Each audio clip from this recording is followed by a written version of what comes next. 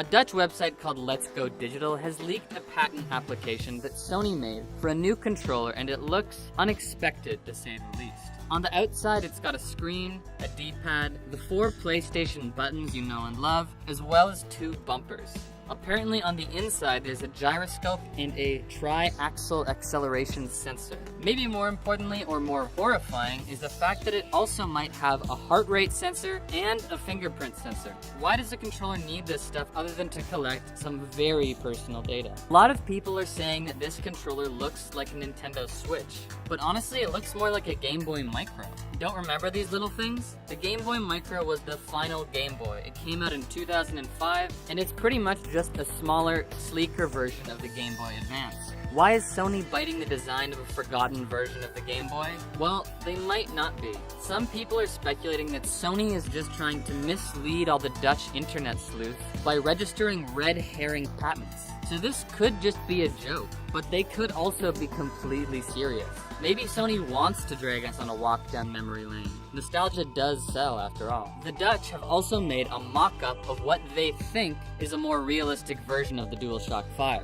It looks pretty much like the DS4, but wider and flatter, with a honkin' big screen in the middle. And unless Sony invents a new type of battery, this thing will probably be plugged in more often than not. When the PS4 and the Xbox One came out back in 2013, no one was blown away.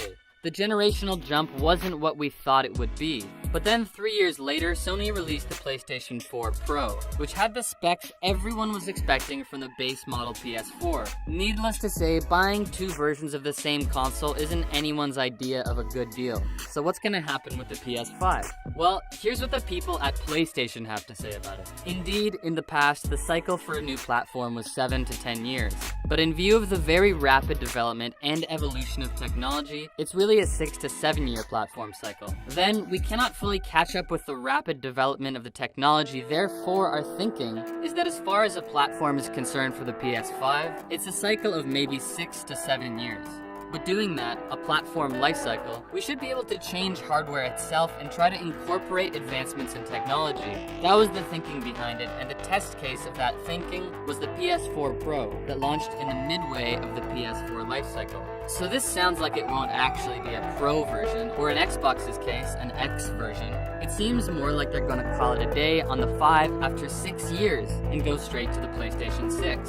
For a consumer, it's a lot more enticing to buy the shiny new console, the next generation, instead of a slightly more powerful variation on the one you already have. But what about the competition? If Sony wants to monopolize the gaming industry, they're gonna have to show how much better their console is than the rest. The Nintendo Switch, although it's great, has a different audience, so we can cross that off the list right away. And the Google Stadia wasted no time proving itself to be irrelevant. That leaves the Xbox Project Scarlet. In their reveal trailer, which was like watching paint dry, they say that this generation will be a bigger leap than any generation we've done before. Does that mean that the color scheme will be, in keeping with the name, red instead of green? Microsoft is promising that its premium edition, which is called the Anaconda, proving that they are also fans of innuendo, will be about 10 times more powerful than the base model of the Xbox One. It will also, somehow, be cross-compatible with PC and Nintendo Switch. And then there's the fact that Microsoft and Sony will be working together. Although the nuts and bolts of the arrangement are vague at this point, there are 2 main points worth mentioning. One is the fact that the 2 companies will be collaborating on AI. The other, more important point, is that the 2 tech giants will be pooling their resources to build cloud infrastructure. The collaboration is confusing for fanboys of both consoles, but reps from both Xbox and PlayStation have point-blank denied that they'll merge the consoles into one. But who knows? Details are light from both camps, and it wouldn't be the first time that big companies have gone back on their word.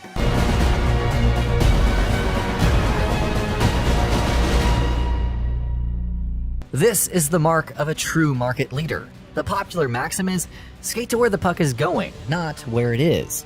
It's a way of saying that to ensure long-term market dominance, you need to keep moving and not afford to get complacent or take your foot off the pedal.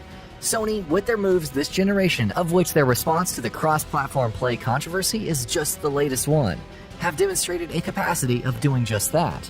They have demonstrated once again why they are a true market leader.